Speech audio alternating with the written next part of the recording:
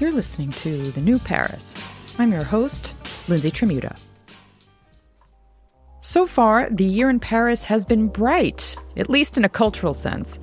The Louvre Museum is leading the charge with its very first full-fledged fashion exhibition in its 232-year history.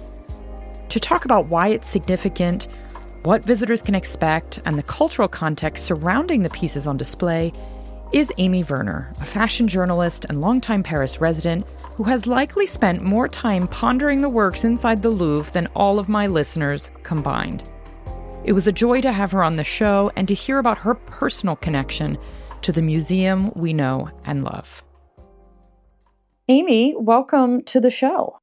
I am so happy to be here in daylight and not at the Nocturne Museum. Where we were on Friday. We were at the Louvre, which is someplace you've spent a whole lot of time in your life in Paris. That's accurate. The last 10 years or so or more? Well, so I've been in Paris 13 years.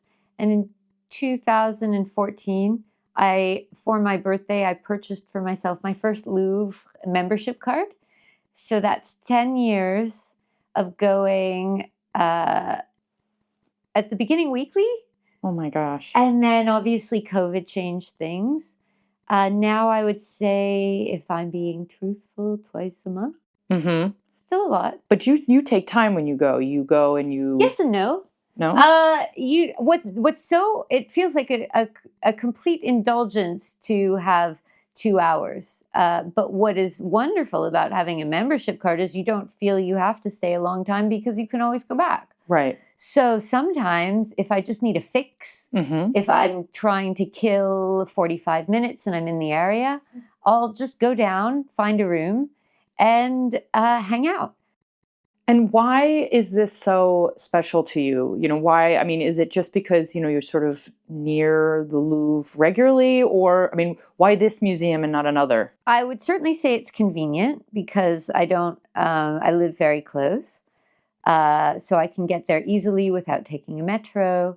But I always looked at it as a kind of, in a formal sense, I looked at it as a continuing education, that you are always learning there, that you are always discovering, you're always learning. There's this quote that has resurfaced with all of the new plans for the Louvre that we will get into. Yeah. That from Cézanne, attributed to Cézanne, something along the lines of, the Louvre is the book where you learn to read. Wow. Because there's nothing it's obviously not speaking to contemporary moments so directly. There's no sense of Trump in the Louvre, and maybe that's why we go also.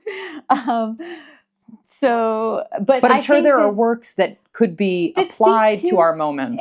Imperial times that speak to civilization, that speak to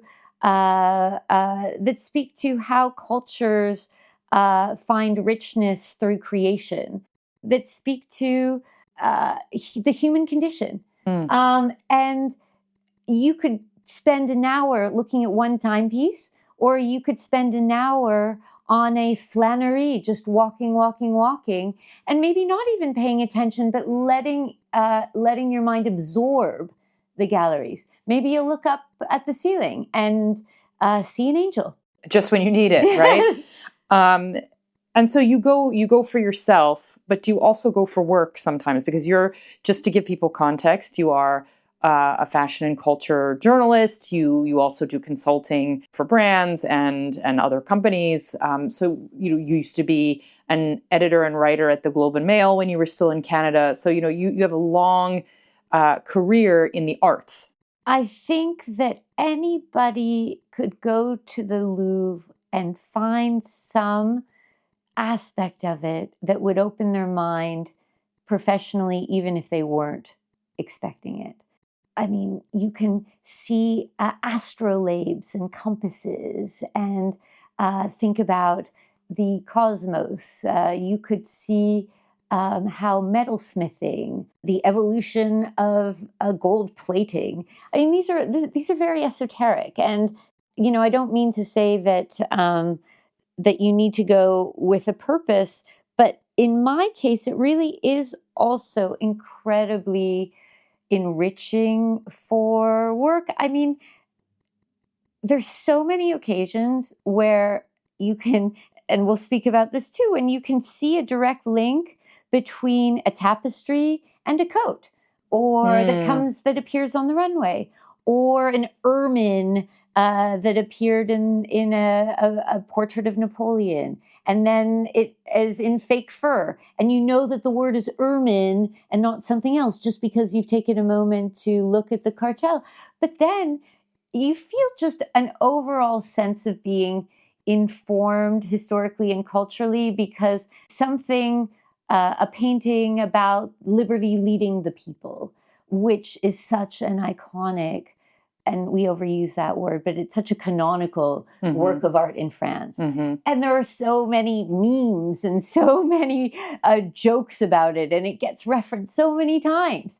And you have a sense of it when you've been in front of it. So you can understand how people twist and play with it when you've seen the real thing. But this is the first time, given the exhibition that we went to, so Louvre Couture, which is the first fashion specific exhibition in the Louvre's history. That is a more direct sort of tie-in to some of your work, perhaps. So there's a very small caveat there, but it is worth mentioning because I think that the Louvre might not have been as open to this now were it not for, in 2022, on the 60th anniversary of Yves Saint Laurent. I think it was 7, if I'm not mistaken, 7 institutions in Paris welcomed different interpretations of his work. He was a massive museum goer and collector with his partner, Pierre Berger. And so you had the Louvre, the Musée d'Orsay, the Pompidou, the Musée d'Art Moderne, the Musée Picasso, the Musée Saint Laurent, doing certain installations of his work that felt specific to that institution. And the Louvre in the Galerie d'Apollon had 3 or 4 pieces from Saint Laurent that were gilded in crystal. And the Galerie d'Apollon is where you find the royal jewels and the crown jewels, and where you find objects in the royal collections. So that was a kind of dipping the tip of the finger into fashion. And with the arrival of Olivier Gabet, who came from the Musée des Arts Décoratifs, where there were fashion exhibitions every year, that changed, would be my theory, that changed the museum's openness to staging fashion within. In a bigger way, in a more all-consuming way in this sense. Precisely. Yeah. It's called Louvre Couture and not Louvre Fashion for a reason. Like, we are not seeing Zadig and Voltaire and Mage and, which are fashion brands. That's an important distinction. We are not seeing, funny enough, we're not even seeing Michael Kors or Ralph Lauren. Like, it's not that it's specifically French. It's not. Oh, no. And it's not French designers because a number of designers who oversee French houses are not French. Well, Jonathan Anderson is there. Absolutely. Yohji Yamamoto, Alexander McQueen. So there are any number. You can go in any number of directions. There's American designers as well. But you don't see even sportswear there. No. But what is the difference then for those who are curious but don't know the distinctions? What's the difference then between couture, which is the word they're using, and haute couture, which is... Well, haute couture is another status altogether. Haute couture is an appellation like wine or like or champagne rather, or like Parmesan, where, right? Like compare haute couture to cheese. Why not? Or aren't there certain vinegars that have an appellation like a balsamics? Yes. Yeah. So it is in that same vein where there is a fédération, a committee. Every 2 years, the houses that are already have this haute couture status are reviewed. So you can lose your haute couture status. And what that typically entails, and I'm probably off on a few of these details, you have to have a minimum of 20 artisans in an atelier. The atelier has to be based in Paris. Almost everything has to be made by hand. each creation has to be custom made for a client or an institution. So nothing is produced in numbers. Wow. Those are typically the criteria. And then couture is looser. Couture doesn't, anything typically, any designer could claim, I do couture. Usually it involves hand because couture is a word in French, like Coudre. yes, It's exactly. related to coudre, yes. right? Sewing. So it does relate to things that are done by hand that involve workmanship. It's in the, also, if you think about the word savoir-faire or the expression savoir-faire, which translates directly into know-how, but a lot of English use is savoir-faire. We use that word. We do, yeah. Couture and savoir-faire speak to workmanship, craftsmanship. And I think that what you see in whatever their standards were, it certainly was an elevated approach to creation. And these were, they didn't have to be gowns, but a lot of them were dresses, ensembles. That makes it sound a little haughtier than it is. You can attest to that. Like some of the things had a kind of more nonchalance feel, except most of them were gowns. Oh, like Tom Brown also had a cheekiness, obviously, which is his style, his pieces. But would you say that, I mean, is couture a 20th century creation? Oh, well, so couture, the actual, that's an interesting historical point because couture was created or conceived with by Charles Frederick Worth. He, in his studio on Rue de la Paix in the 1858, had welcomed women, made the dresses specifically for women. There were other fashion houses that started to cluster around Rue de la Paix. It was acknowledged, the idea of couture, again, I'm not sure if I have all these dates right, let's call it more or less. Okay. 1911 was when couture was recognized as a designation for these fashion houses that were creating bespoke designs, custom designs for clients. But the actual name couture as an idea related to that Second Empire, Charles Frederick Worth. Wow. So what do you make then of, so the exhibition we saw, which is obviously extraordinary in its novelty, it's extraordinary in its scale. What do you think the curator was attempting to do besides just doing the first of? And do you think it was successful? Let me throw that back to you. What do you think? Well, we talked about how sprawling the exhibit was and how difficult that was to navigate. Now, it was particularly difficult because we went on a night where, as it turns out, people have figured out that there are these nocturnes, and it was mobbed.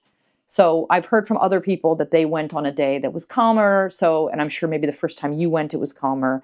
And so that does make it easier, but it is still quite easy to miss certain pieces. So if I hadn't known, like, oh, I saw this one dress, I'm curious to see it up close. If I hadn't seen it on someone else's, in someone else's photo, I may not have, made a point of trying to find it. So I think it's successful in many ways in juxtaposing, right, the garment with the world around it and the relics in this wing, which I want to ask you about because you have spent a lot of time in that wing. The labeling, the explanations, which you call cartel, right? Way too low to the ground. And I feel like that might be a bit of a boomer thing to say, but, all of us were sort of straining to read anything. And then, everyone is sort of hunched over trying to find details, and there were no more programs left. So we didn't have even the full map when we were there. So makes a difference. It makes a difference. Maybe there was an audio guide. I don't know. I would assume.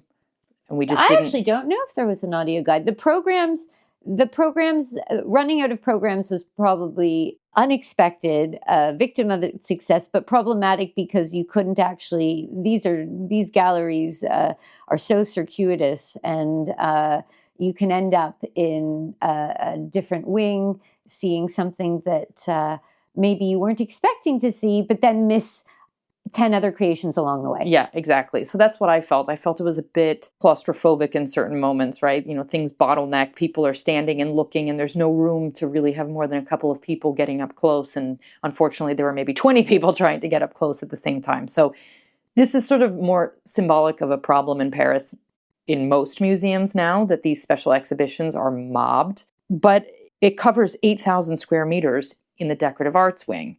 And what was amusing is you were talking about how you've been in there at plenty of moments where there is literally not a single other person, and you're walking through this wing and it's as though it's sort of been forgotten by most people. Why? Dust bunnies. Dust bunnies floating around. But why Tumbleweeds. But it made the most sense to do this exhibition here, right? For a number of reasons. It made the most sense by the very fact that this is the wing of the museum that's objet d'art, art objects, decorative objects. And again, the curator Olivier Gabet, coming from the Musée des Arts Décoratifs, was very used to the conversations, call it conversations, between inanimate things, but conversations that could be had between fashion and objects. So he was bringing that expertise already. So there's that, level one.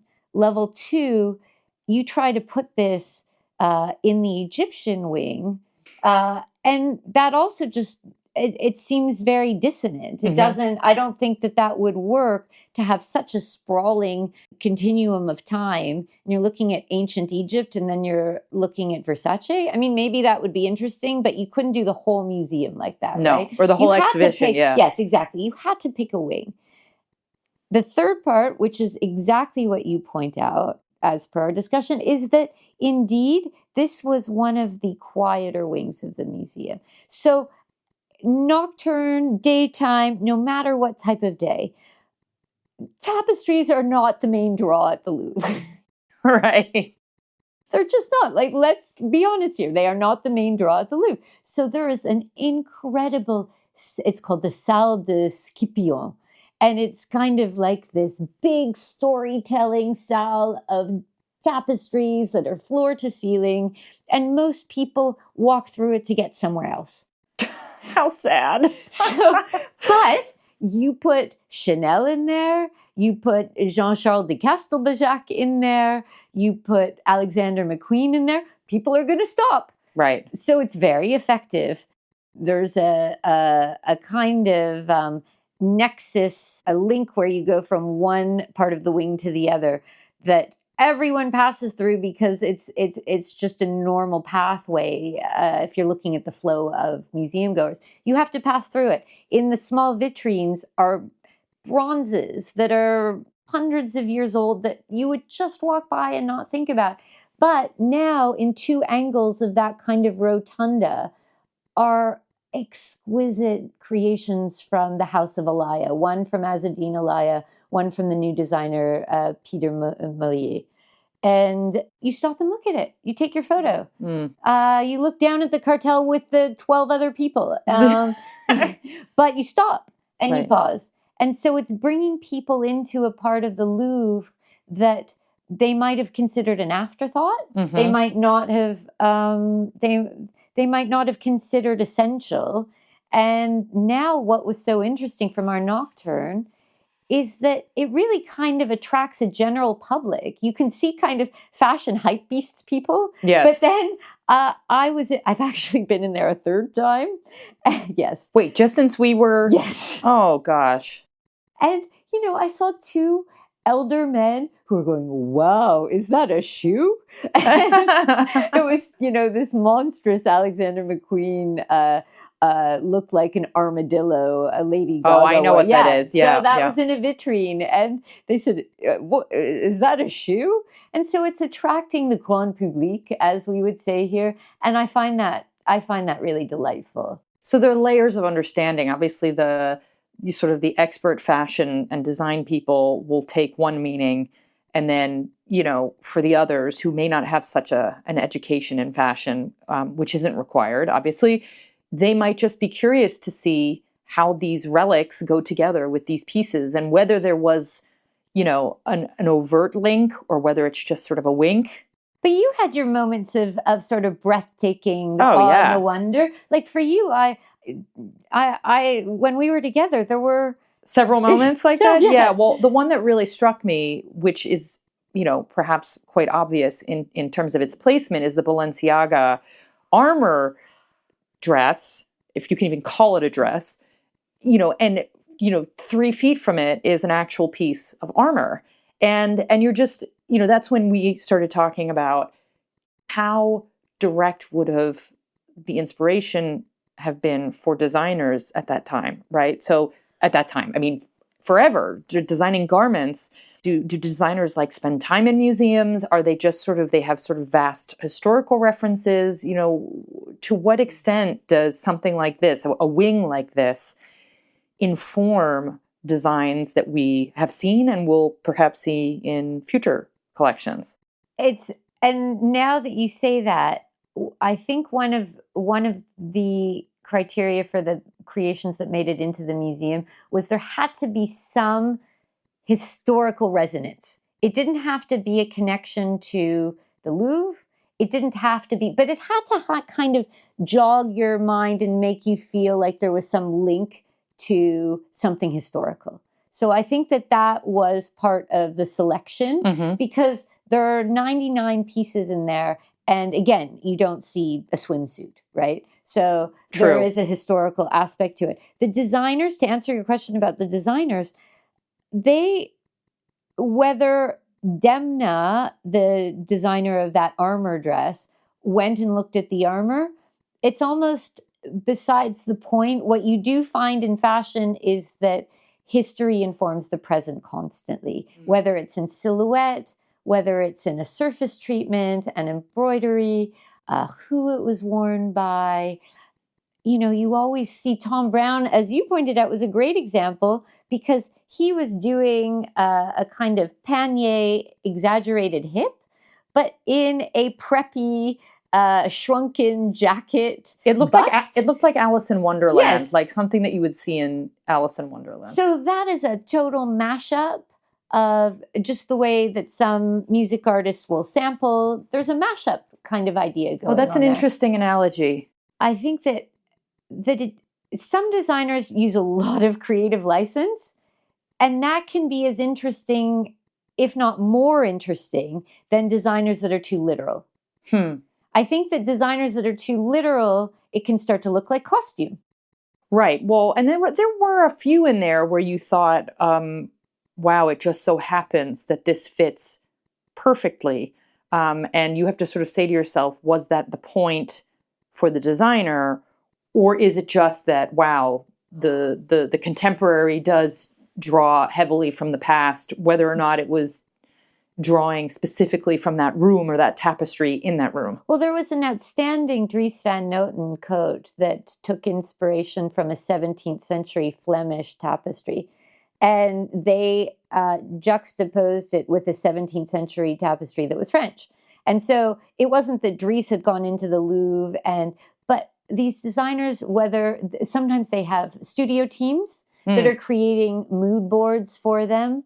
Sometimes they create their own mood board. Sometimes they're looking at their incredible library of coffee table art books. Yeah, art books. Yeah.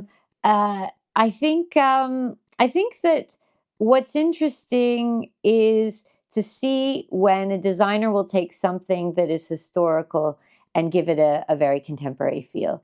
And so Rick Owens had this dress that looked like petticoats, or it was, it looked like the undergarments.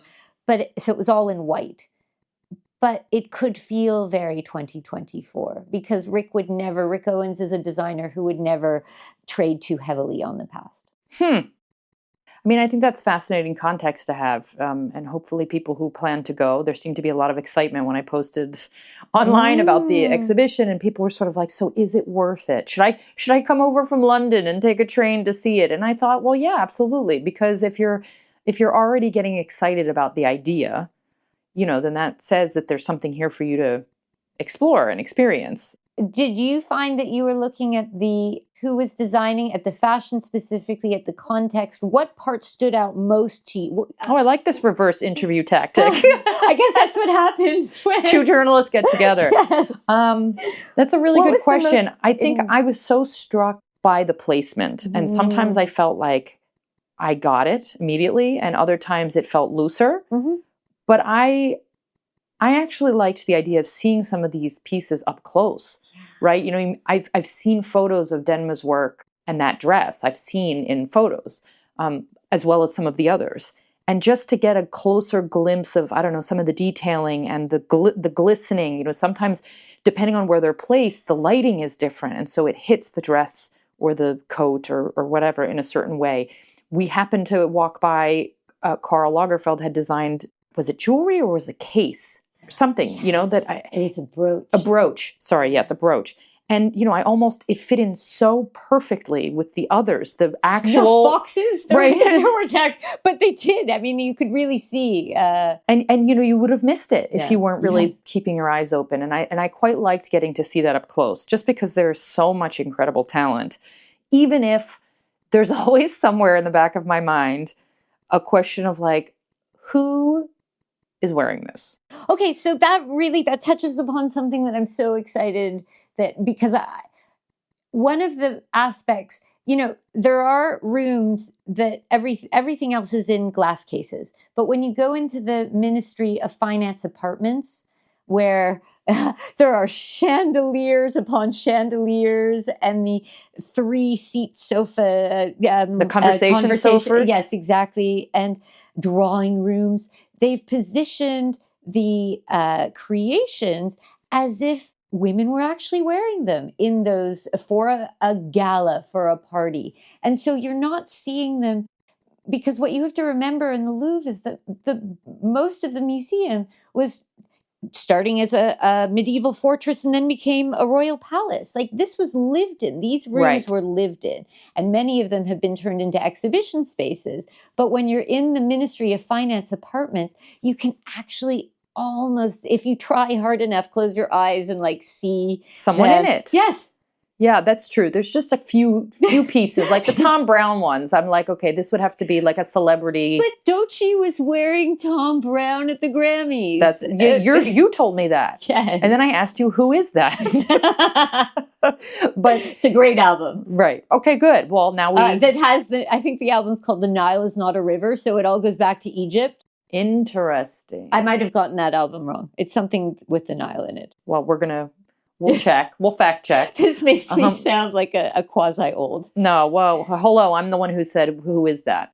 So I think there's something really like, I think your point about there being something for everyone there is so true. And that is not always the case with exhibitions where we're told there is something for everyone. I do think that, you know, someone who has fantasized about wearing gowns and getting, you know, dressed up can find something. If you're someone who's interested in craftsmanship, if you're someone just interested in history and how these pieces complement one another, they're, again, something for everyone. Denial is a river. I stand correct. Okay, denial is a river. Is a river. Okay, thank you for that. I'm glad we've fact-checked it live. Yes. As someone who has written heavily about fashion, you've covered runway shows, and you've spent more time, certainly than I have, in the Louvre, and probably many people listening, simply because you can and you live nearby. What spoke to you most? And like, what garments did you particularly love? And what should visitors pay most attention to if they get tickets and they go see this? Well, I think we've talked about a number of them already. When you're in the royal apartments, one of the first designs that you see is an absolutely outstanding gown from Yohji Yamamoto, the Japanese designer who's now in his 80s. And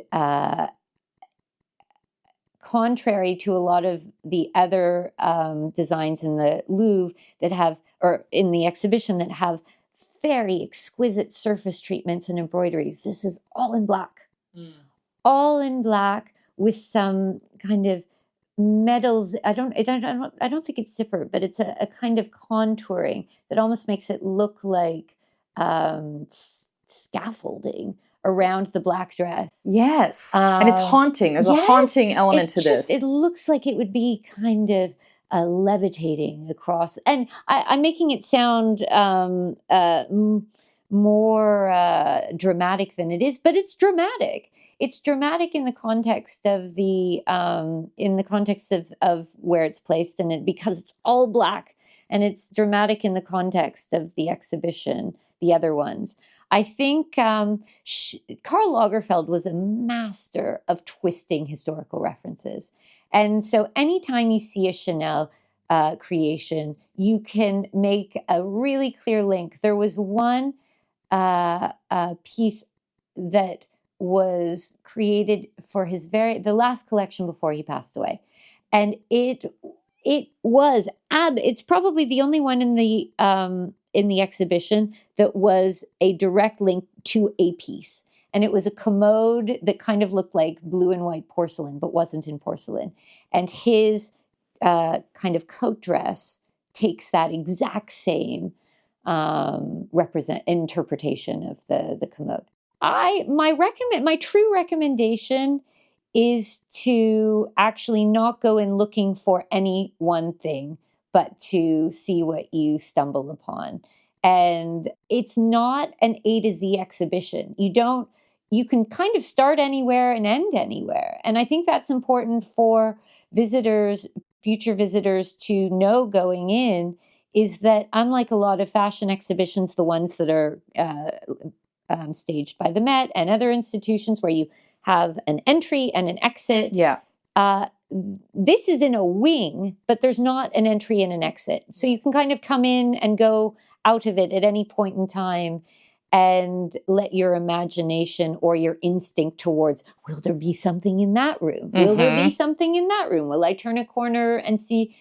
Let that be what guides you. And of course, this comes at a time when there's a lot of discussion on the Louvre's future, because there were some alarm bells that went off when a report was leaked, essentially, to... I think it was leaked very deliberately. Well, of course, but, whatever, yes. was leaked, yes. That the Louvre was in dire need of restoration. And, because the visitors have exploded in the last 10 years, and I do want to ask you about that, it really needs some support, including the entrance to the museum, which is, in many cases is very congested, but also many people come via the pyramid, which was not meant to, I guess, bring in quite so many people. The Mona Lisa, as we know, is still hilariously the sort of destination, and what will happen with that. So what do you make of Macron's announcement to devote? Well, it was all very strategic, the timing of everything. And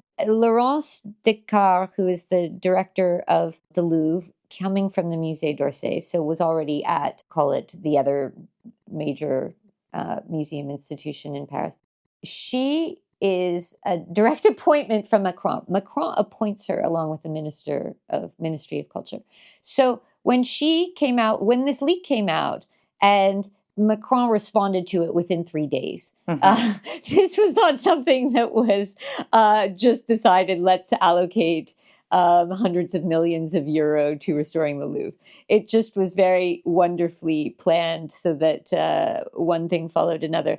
It is necessary. I look back in an article that I wrote, call it in 2017, I think there were 7 million visitors to the Louvre a year. Now there are more than 9 million. They try and cap the daily visitors to 30,000 a day. They try to cap it as though they would easily exceed it. That's a lot of people. Yeah. And so this project that is being called the Nouveau Louvre is going to do a number of things. There's the one part, if I'm reading this correctly, that has to do with just making sure that there are no leaks in the galleries, and that the sanitaire, like the washroom facilities, are up to grade. And there's all of that, kind of the behind the walls, but that could easily have an effect on the works of art. And then there's the people and the people experience. And if people aren't having a good experience, then the Louvre isn't presenting itself the way that it could be. So there's going to be this new entrance at the very east end. This is going to take a while. What is it, 2030? 2031. So they're holding themselves to the same type of timeline that Macron established with Notre Dame. And they are going to create with that entrance, there's a competition. The architects haven't been named yet. People are wondering that. The competition has just been launched. The Mona Lisa will now be subterranean. So she will be underground in that eastern part of the museum.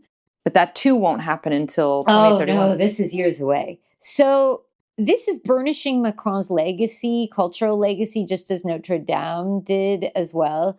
And you cannot talk about the Louvre for people who are so into this, like the real kind of granular aspect of the Louvre over 800 years. You cannot talk about the Louvre without Mitterrand, the president in the early 80s, because he was the one responsible for the pyramid and making the Louvre more accessible. It was a parking lot. Where the pyramid is now, that was a parking lot and like grass. So we don't appreciate how radical, unless you've been around for a very long time in Paris, we don't appreciate how radical a project that was. And so is Macron trying to create his own a chapter of that where we will link him to this new chapter of the Louvre, that he was the one responsible for creating a more agreeable Mona Lisa experience? Maybe. Remember, I'm sure you'll remember this, Lindsay, that in 2017, when he had his version of an inauguration, some of the presidents can choose where they want that to happen, right? Like it's not fixed like the No. So some of them can choose the Concorde or the under the Eiffel Tower or whatever. And Macron chose the Parvis, the courtyard of the Louvre. Do you remember that very sort of walk at night? No, you told me about this, and then I went and Googled it. I needed to refresh my memory. It's been, a long time. A lot has happened in nearly 10 years. Yes. But it's true. It's not for nothing that he has felt attached to these kinds of projects. And so I think that's very symbolic that he wants to have the same type of legacy that Mitterrand had 30, 40 years ago. That would not be surprising, given what we know about our president. And in some ways, like, kudos, because we do need these institutions to carry on. Well, if you just neglect them, then what happens to, French soft power, but also the cultural experience, tourism, like all of these things are in bed together. And embedded in what people take away from their time in Paris. I think now you get the sense that people come to Paris and say, I want to go to the Louvre, in a way that it wasn't like that. I think that it has become so, thanks to Beyonce. We forget about that, but yeah, they filmed a music video in there. So that was like the Carter's moment. Yep. Mm-hmm. Thanks to Louis Vuitton staging their runway shows in the Louvre starting in 2017. Even, did you see that promotional trailer for Batman, and Lady Gaga is painting over the Mona Lisa with lipstick? Thanks to Da Vinci Code. Like, there are all of these cultural moments that have brought people to the Louvre in droves, that now if anyone is visiting Paris, they say, I want to go to the Louvre. And I always just say, I Louvre you. Oh. But you just made me think of Lupin too, because if you watch that show, Netflix show Lupin, in the first season there was a whole heist moment in the Louvre, and it really has this extraordinary quality. You see like some fancy convertible flying all over the place. It helps to sort of anchor the museum in the minds, in the now, and in minds of people who might not be seeking out museum experiences when they're traveling. Like, that might be third on their list or whatever. Although, how could you turn down going and seeing a cat mummy? A cat mummy? Where is that? If you go to the Egypt wing, they have, I'm saying this to you specifically, we'll have to go back. Because they I'm a cat have obsessed. Cat mummies. They are preserved cats that have mask faces, And I'm sure if they were ever unwrapped, you would find the remnants of the cat. That is next level cool, I have to say. I've been in the Egyptian wing and I've been in the sort of ancient wing, and it's true that it's not the one that speaks to me most, but I would go just for that. I think that it also makes people, an exhibition like this makes people want to go back. And maybe it makes people, ideally, maybe it makes people buy a membership, because the ticket price, let's be real here, the tickets are expensive. The tickets are expensive. And if you live in Paris, you could go 3-4 times a year and the membership pays for itself. Mm-hmm. And if you are a visitor, a membership supports the museum. I'm sounding like I am not employed by the museum. I am so passionate about it. But I think that going to a museum as a family of 4, 5, 6, 3 is expensive. Yeah. So I think that memberships are incredible value, because you go to an exhibition like this once and it just makes you realize how much more there is to see. For sure, especially in the Louvre. Well, you make me want to go back. And I admitted to you when we were walking through that it had probably been many years since I had actually taken the time to explore. I've been to other museums, I've seen other exhibitions, just not at the Louvre. And I think part of it is the crowds. I think it's the sheer size that feels very overwhelming. But as you say, when you live here, you can choose to go just see one thing, but it is still expensive. And so it's just something that, we have to decide if we want to spend our money that way. And I would hope that we would come to the conclusion that it is extremely valuable to do that, because that's what this city sort of relies on, is that cultural power. The soft power idea that you point out, it's a newer way of thinking about things, but it is something that Paris excels in. Yeah. But it could change if, people don't take care of it. All I say is that indeed, you can choose to spend your time and your money in any number of other places in Paris, at the ballet, at a movie, at an old cinema, at a match, there are any number, but you will never regret going to the Louvre, even if the crowds are enormous. You will never regret it. There's something to see and feel. Amy, thank you for, first of all, bringing me closer into your world, your connection to the Louvre, and for lending your expertise. I think this is fascinating, and I know listeners are curious about this exhibition, and you've given them much more to think about. Will you come back with me? Will you come back on the show to talk about other things? Then yes. Absolutely, Lindsay. What fun. That's the show for today. If you're listening on Spotify, be sure to check out the poll related to this episode by scrolling down in your app. There are more exciting conversations to come this season, so I hope you'll subscribe or share the show with a friend if you've been enjoying what you've heard so far. As always, you can find more from me at lindsaytrimuta.com and at the New Paris Dispatch on Substack. À très bientôt.